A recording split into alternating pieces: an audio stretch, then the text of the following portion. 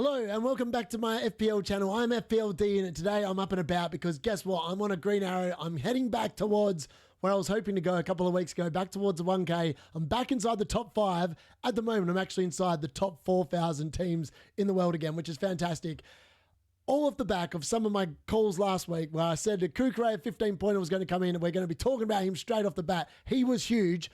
And obviously, you're here for the transfer plans, a game week preview. Well, I'm on free hit, so I'm going to show you all the different players I'm going to think are going to be amazing over the course of this week. So if you want to check it out, if you want to make rank, if you want to take risks, I'm here for it. And I'm playing it. I'm going to go to the Hail Mary. We're going to have a watch along on Sunday during all the games. I've got people coming on to join me. It's going to be fantastic stuff. Make sure you subscribe if you haven't already subscribed, because I'm also going to be doing content during the summer in preparation for next season, so you don't want to miss that out. So make sure you do subscribe so you get that. And for all those people, amazing people that have already liked my videos all the way through, if you continue to do that, that'd be amazing. And with all that being said, let's go.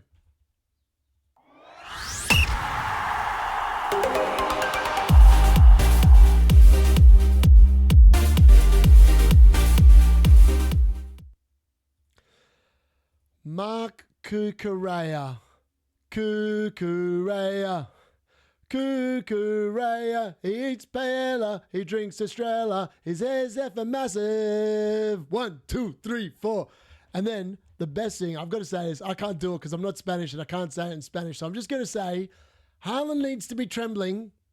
Haaland, you better tremble because Cucurella is coming to take the plaudits off you. He has laid down the gauntlet for Haaland on Tuesday night. Cucurella has scored 15 points, mate.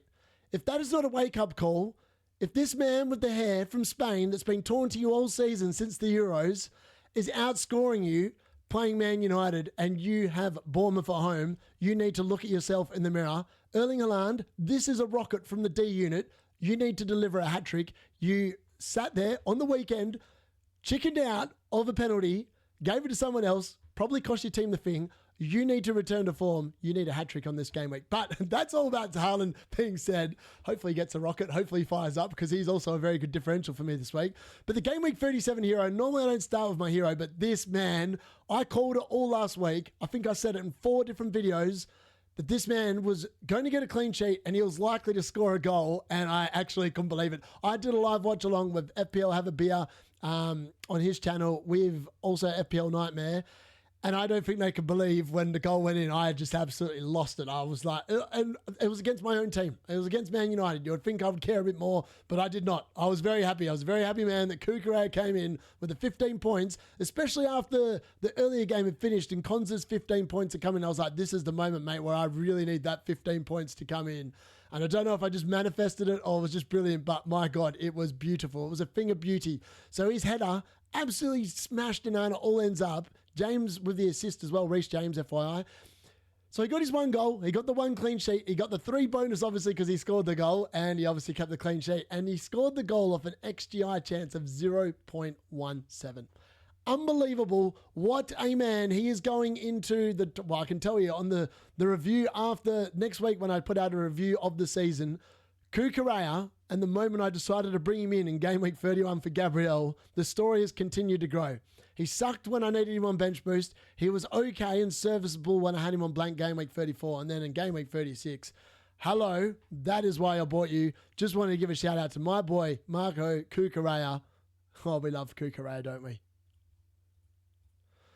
So, the team's points as it is. And look, it's been a pretty good game week for me so far. I've obviously still got 4 players to play. Guardiola, Munoz, Salah, and Haaland. So Haaland's obviously my one differential there. Everyone else is pretty much playing Munoz, Guardiola, and Salah. Now, I am kind of hoping that Crystal Palace, having won the FA Cup, I'm kind of hoping that a few of them get alcohol poisoning and Munoz actually doesn't play in the game.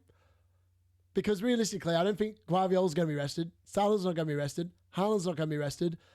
And I am very excited about potentially getting that Milinkovic 8-pointer off my bench and onto the field, which will definitely help me gain even more rank back.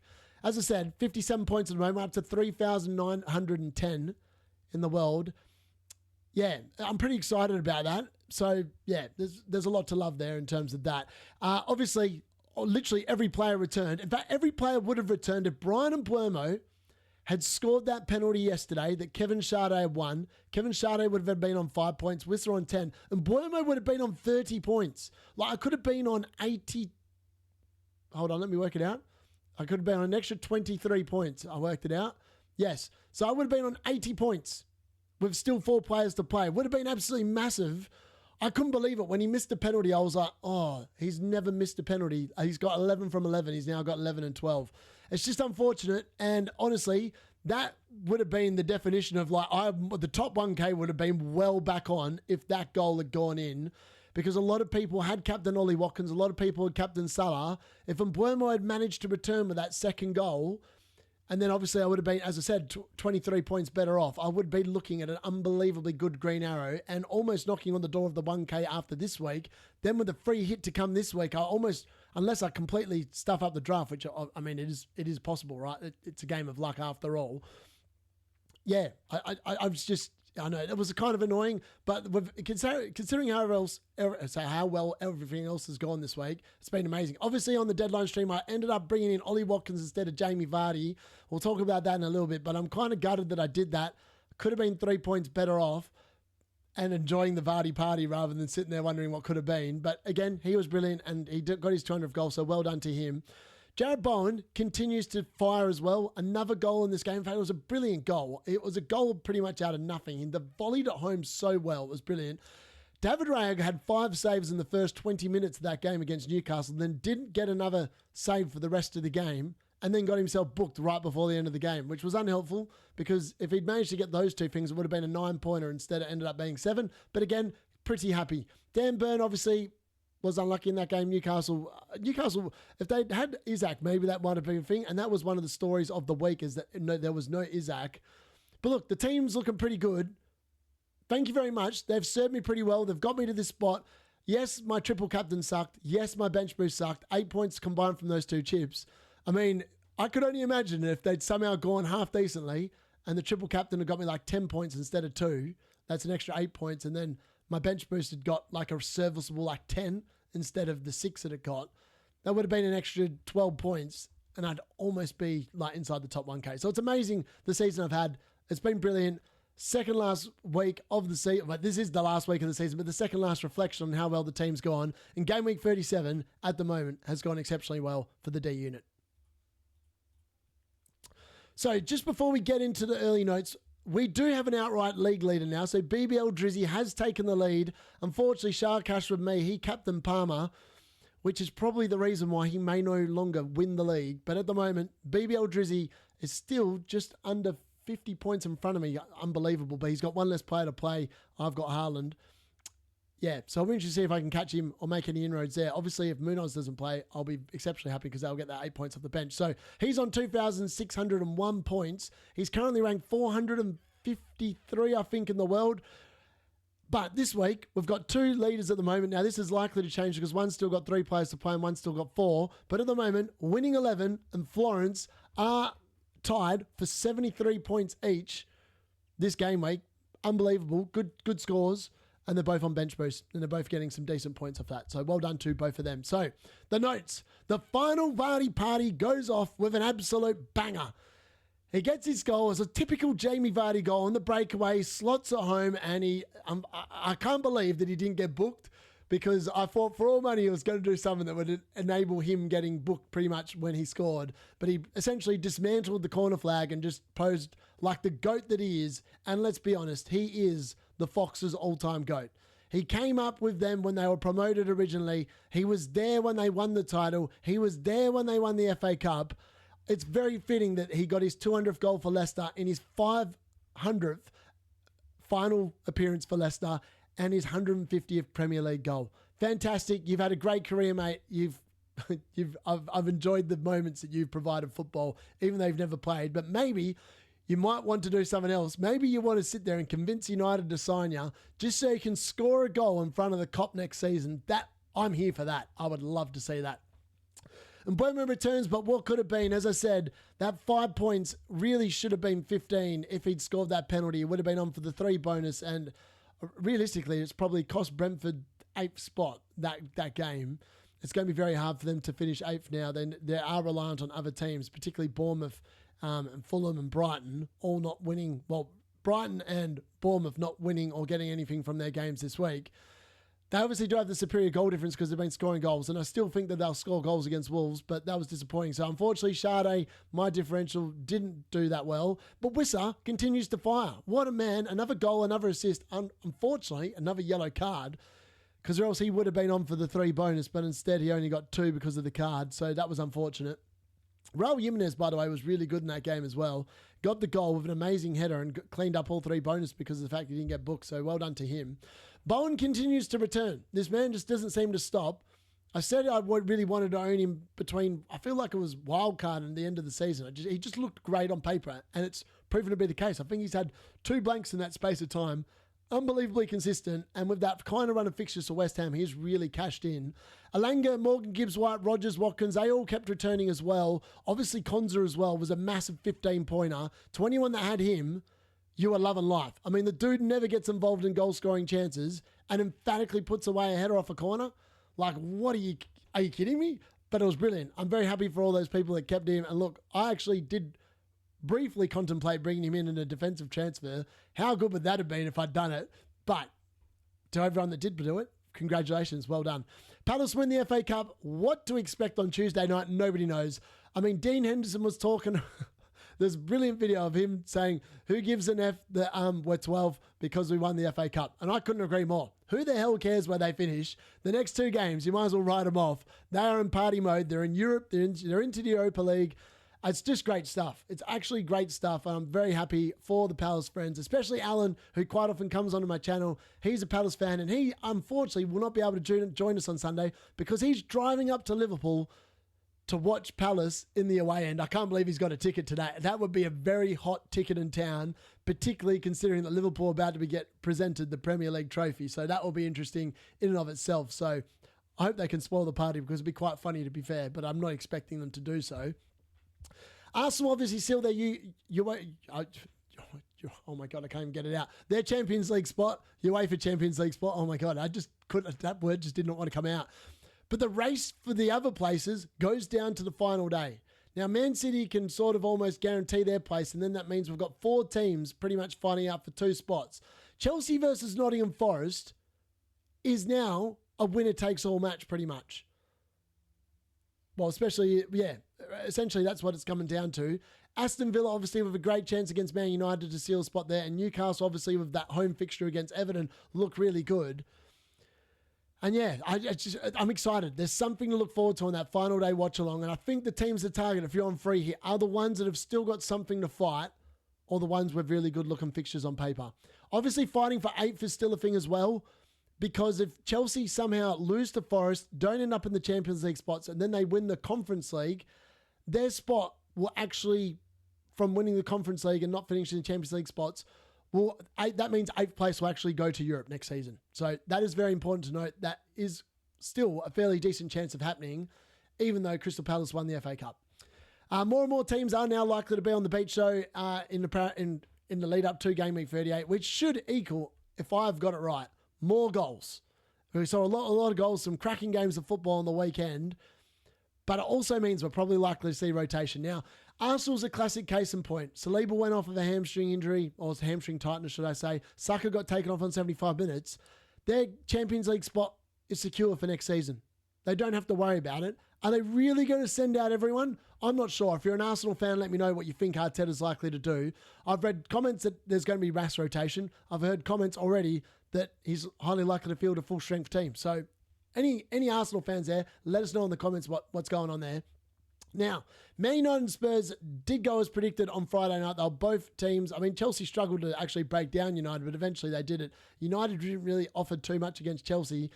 And Spurs also created a few problems for Villa in the first half. But the longer the game went on, you could tell that they weren't interested in winning it. And it became quite comfortable for Villa. Now, are they going to be easy beats this week? Now, Villa obviously go to Man United and Brighton go to Tottenham. And Brighton may well be fighting for 8th still. And Villa obviously fighting for the Champions League spots. But I dare say, whoever's lost that game is going to want to put on a show in front of their fans, even though they have to pick themselves up off the canvas. I'm not sure those 2 fixtures are as easy as they look or have looked on paper over the last 4 or 5 weeks. So for that reason, I would say treat them with a little bit of caution, because I feel like potentially those fixtures are not going to be as easy. I feel like Man United will want to put on performance in their final home game of the season, because we've been so poor at home all year. I'd really want to be seeing a performance. So I don't know. I just don't think those fixtures, now that they're actually at their home grounds, are going to be as easy this week. Will the relegated teams be complete fodder again in game week 38? That is the question. Especially for the likes of Arsenal, who've got Southampton, especially for Bournemouth, who have Leicester, and West Ham, who have Ipswich. What are we going to expect? And which differentials are going to pop off to end the season? Well, I've been doing lots of research today for the differentials video tomorrow, and I can tell you, I've got a lot of players to focus on this particular game week. So assistant manager in game week 37, there was Potter versus Nottingham Forest as my top assistant table bonus manager. And to be honest, West Ham were pretty poor after half time. When Nottingham Forest took the lead, I was surprised I actually got anything on it. So he ended up with 1 point, not ideal. Herzl's still to play against Liverpool tonight. Emery got the job done, 10 points. It was just brilliant. 2-0 win. That's exactly what you want. And I did say he was a really good pick. And then I said Maresca was the other one. He got 9 points. Again, 1 point for the goal, 2 for a clean sheet, 6 for the win. So fantastic stuff to all of them. All those managed performed, except for Graham Potter, unfortunately. And I did have him at number 1, so that's unfortunate for the Dable Bonus Kings. So the game week 37 star really was Yoane Wissa. 10 points, 1 goal, 1 assist, 2 bonus points, 1 yellow card. I mean, if it wasn't for the yellow card, he got them all. And Dye, for anyone else, was probably the star, but no one went there. 1.1% differential. Everyone was talking about Beto, and in reality, it was actually Dye that got both goals. They literally had the same XG as well. Unbelievable stuff. It was just quite unfortunate, really. Yeah, it's just the best way of putting it, really. So Wissa did get his goal of an XG of 1.33 over the course of the game, and his assist came off only 0.05 for assist. Really good. He's just been fantastic asset to own, and for that reason, he just needs to be called out. I said about 4 or 5 weeks ago he would be the best forward to own between now and the end of the season, and he's well on track to do it. It'd be taking a final day miracle from someone and scoring a hat-trick potentially to dethrone Wissa as the best forward to buy since I said it. So the last 5 weeks, this man is in unbelievably hot form. He has not blanked in the last 5 weeks, and he's got 44 points. And he's got Ipswich up next. Now, these numbers are not so sustainable, you would think, but Ipswich coming up the last game of the season have got a very poor defence. You would expect Jarrod Bowen to continue on his merry way. 44 points from 4 goals, 2 assists, 6 bonus points, and he's scored those 4 goals of an XG of 1.21. It's just unbelievable. He's almost outperformed his XG by 4 times over. He's got an expected assist of 0.99 over that time. Again, doubled that with 2 assists. He's just been unbelievably good. And I said for a long time that I really wanted to own Jarrod Bowen. I'm so glad that I bought him in 34. So I've had him for 34, 35, 36, 37. 4 weeks of brilliance. Unfortunately, there's been no mega hauls, but maybe this is the week that he gets the mega haul against Ipswich.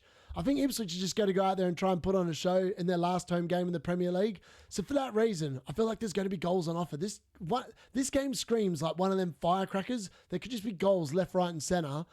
And I just feel like if West Ham score, Jarrod Bowen's going to be involved. If he's not scoring, he's probably assisting. He's a hot pick for game week 38 yet again. So the captaincy choice, and we're going to cover this really quickly. At the moment, Haaland and Salah haven't played, but they look like 2 really good differential captains now because of how everyone else has gone. There's been no massive scores amongst the other popular captains. Mbuemo should have had 15 points, but alas, he only got the 1 goal. He had an XG, obviously, of 1.08, XGI of 1.08.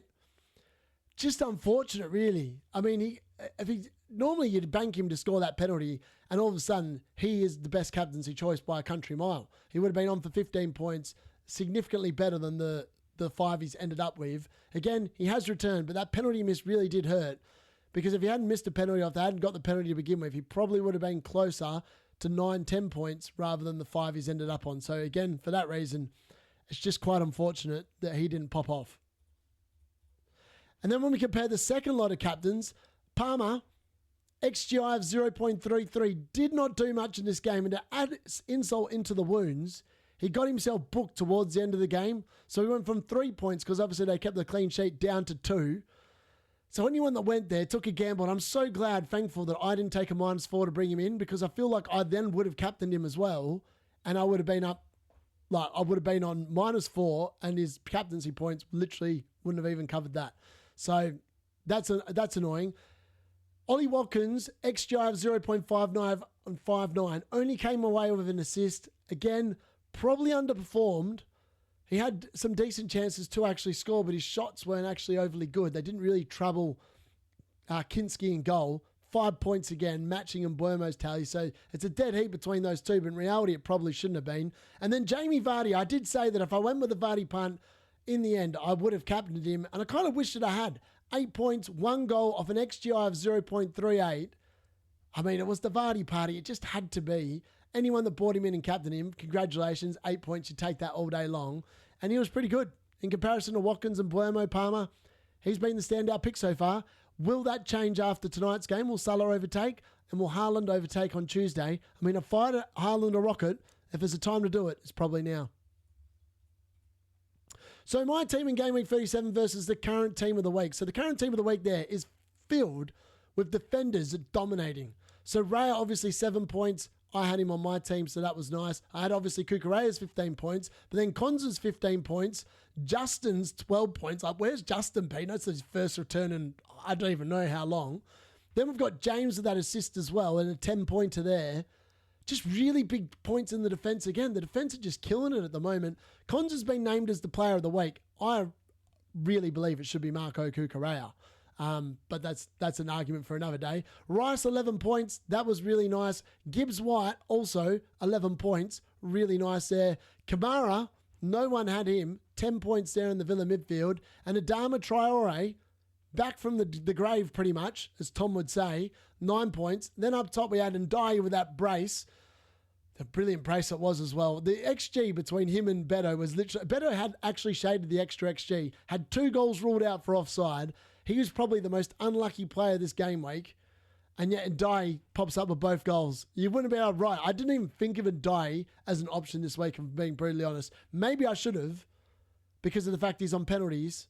And that's more routes to points. But I just didn't really think about him. And all the chances have been going Beto's way. So for Ndiaye to pop up with 2 goals is lovely. And then Wissa obviously is in my team as well, with a big 10-pointer as well. Yeah, I mean, there's been some big scores this week, that's for sure. So teams fighting for 8th and teams fighting for the UCL. And this is the Game Week 38 FDR. It is one solo game. I can't believe it. We've made it all the way to the end. So the teams fighting for 8th are Brentford, Bournemouth, Fulham and Brighton. Now, Brighton and Bournemouth will really put themselves in the mix if they can get any kind of result against Liverpool and Man City in Game Week 37. If not, they're all going down to the final wire. Fulham's win against Brentford was huge. They're all now in with a chance of finishing 8th. It really is going to go down to the wire. And then the teams fighting for the Champions League, Man City, Chelsea, Forest, Aston Villa, Newcastle. These are the teams to target in Game Week 38. Arsenal against Southampton is a great fixture. West Ham against Ipswich is a great fixture. But technically speaking, they haven't got anything to fight for, those teams. So for that reason, I think these teams here are realistically where you want to be targeting your transfers or the players you're going to be starting, because I think they're going to be playing their full strength lineups because they need to win. For that reason, I think that's probably where I'd be looking. And probably also Liverpool. They're getting the title. They'll want to put a show on in front of their fans before they get presented the trophy. So for that reason, I think they are also a team that you should be aware of and probably own a couple of assets from them this week as well. So, obviously I am on free hit, and I thought I'd finish this video off by having a look at 2 different squads that I put together. Now, I'm in 2 minds whether it's actually worth getting any Arsenal players in at all. And I'm going to explain why, because if they don't care about it and they don't rest their players, and we'll probably get team leaks before the game starts about who's starting, right? Because every game's playing at the same time. We may well get the leaked lineup that Arsenal have massively rotated. And then I just pull all my Arsenal assets out. But players that I'm almost 100% certain to have in the lineup are Mo Salah, and realistically, he could well be the captain against Crystal Palace. I'm expecting him to put on a show. Luis Diaz as well, I think, is probably going to come in. It's either Diaz or Gapco. I have an extra Liverpool forward in this draft. Jarrod Bowen's a lock as well. Against Ipswich, he just has to be. Then everyone else is very much circumstance, but I really like the fact that Semenyo, Kluivert, and Van Linson, in the top 10K, they're all stupidly low owned. Now, if I back in Bournemouth, who are chasing 8th still, and hopefully still with a chance of getting 8th post the Man City game, all of a sudden I really like their attacking assets. And I feel like potentially I could just move there and triple up. Like it's definitely something that I've thought about because they're all so low owned. If they score a lot of goals against Leicester, and you would expect them to, I don't know. Something about it that just screams, maybe that's the way I go. So there's a number of different ways of going. On the left-hand side, I've got Mbuemo and Wissa still. On the right-hand side, I've just taken out Brentford assets entirely against Wolves. But I just feel like that's bad because I feel like they will return. They're quite highly owned in the top 10K. But at the same time, I also want to take some risks this week and really give myself a chance of making up 30 points. Like, could a guy absolutely ham get a massively differential captain who pops off and gets like 15 points? I pick some picks and just go off everywhere.